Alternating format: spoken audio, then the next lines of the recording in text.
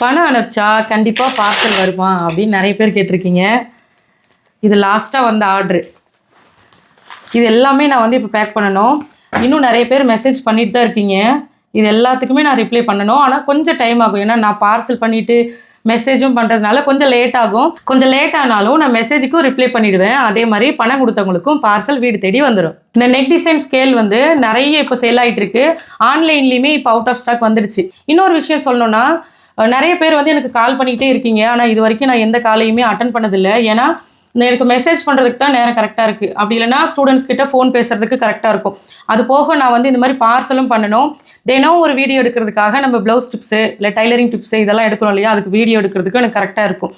என்னை நம்பி ஆர்டர் கொடுக்குறவங்களுக்கு கண்டிப்பாக நான் பார்சல் பண்ணி அனுப்பிச்சிட்டு தான் இருக்கேன். அதெல்லாம் நீங்கள் கேட்கணும்னாலும் நீங்கள் இந்த வாட்ஸ்அப் நம்பருக்கு மெசேஜ் பண்ணிங்கன்னா இதுலேயே டீட்டெயில்ஸ் வந்து நான் கொடுத்துருவேன்.